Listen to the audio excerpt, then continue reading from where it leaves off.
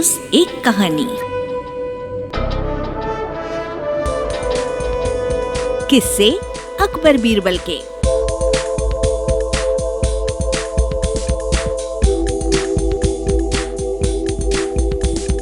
पेड़ का बंटवारा।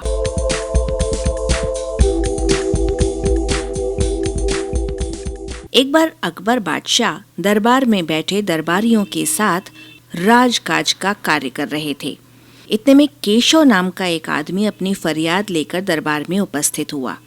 वो बोला, महाराज, पेमिला नामक मेरा एक पड़ोसी है। वो मेरे लगाए आम के पेड़ पर अधिकार करना चाहता है। मैं उस पेड़ की 7 सालों से देखरेख कर रहा हूँ। अब आप ही मेरे साथ न्याय करें। इस मामले का निपटारा करने का आदेश बीरबल को मिला। आज्ञा पाकर बीरबल ने दोनों पड़ोसियों को बुलाया और बारी बारी से उनका बयान लिया। केशव ने पूर्व कथनानुसार बीरबल के सम्मुख अपनी बात कह सुनाई। बीरबल ने उसकी बात सुनकर उसे जाने का आदेश दिया। फिर पेमिला को बुलाकर पूछा, क्या वो आम का पेड़ तुम्हारा है? पेमिला ने अत्यंत विनम्रता से उत्तर दिया, हाँ सरकार, वो पेड़ मेरा ही है। 7 साल तक मैंने उसकी खूब देखभाल की और आज जब उसमें फल लगे तो केशव उसे हड़पने की कोशिश कर रहा है। पेमिला की बात सुनकर बीरबल बोले, क्या कोई उस पेड़ की चौकसी भी करता है? मेरी तथा केशव दोनों की राय से एक चौकीदार उसकी देखरेख करता है, पेमिला ने कहा। ये सुनकर बीरबल ने चौकीदार को बुलाया और पेमिला को जाने की आज्ञा देते हुए कहा, इसका फैसला कल किया जाएगा। आज्ञा पाकर पेमिला घर चला गया। बीरबल ने चौकीदार से पूछा, तुम किसकी तरफ से रखवाली करते हो? चौकीदार ने उत्तर दिया, मैं दोनों की तरफ से देखरेख करता हूँ।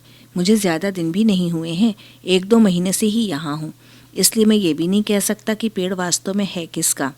बीरबल ने चौकीदार को वहां रहने का हुक्म दिया और स्वयं इस मामले पर विचार करने लगे। शाम को बीरबल ने चौकीदार को बुलाकर कहा, तुम बारी बारी से पेमिला और केशव के घर जाओ और उनसे कहो कि आम के पेड़ के पास हथियार बंद डाकू खड़े हैं और आम तोड़ने के लिए तैयार हैं। फिर चेतावनी देते हुए आगे बोले, मेरी बताई हुई बात से ज्यादा या कम कुछ मत कहना। तुम्हारे पीछे मैं अपने आदमियों को भेज रहा हूँ। उसके बाद बीरबल ने चौकीदार के पीछे पीछे अपने 2 भरोसेमंद नौकरों को भेज दिया और उन्हें समझा दिया, तुम पेमिला और केशव दोनों की बात सुनना और जो कुछ उनके बीच बातचीत हो आकर मुझे बताना। आज्ञा अनुसार दोनों नौकर चौकीदार के पीछे चल दिए। चौकीदार पहले केशव के घर गया। केशव उस समय घर पर नहीं था, इसलिए वो केशव की स्त्री को ही सारा हाल बताकर आ गया। पेमिला भी घर पर नहीं था, इसलिए पेमिला की स्त्री को बीरबल द्वारा कही बात बताकर चौकीदार घर लौट आया। बीरबल ने जिन 2 नौकरों को भेजा था उनमें से एक पेमिला के और दूसरा केशव के घर के पास ही छिपा बैठा था। जब रात हो गई तो केशव आया। घर आते ही उसकी स्त्री ने उसे चौकीदार द्वारा कही गई बात बता दी। ये सुनकर केशव बोला, इस अंधेरी रात में कौन जाए शत्रुओं का सामना करने, और वो भी बिना खाए पिए। चाहे आम रहे या न रहे, मैं ना जाऊंगा।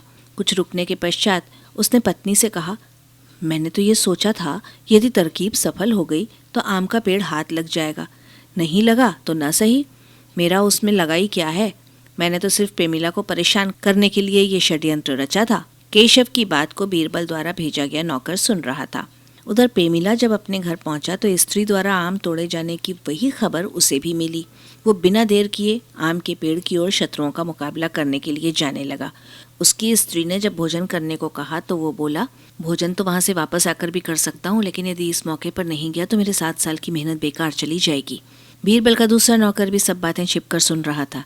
जब पेमिला कंधे पर लाठी रखकर पेड़ की ओर बढ़ा तो नौकर अपने पहले साथी से मिलने तथा केशव की बात जानने के लिए उसके मकान की ओर चला गया।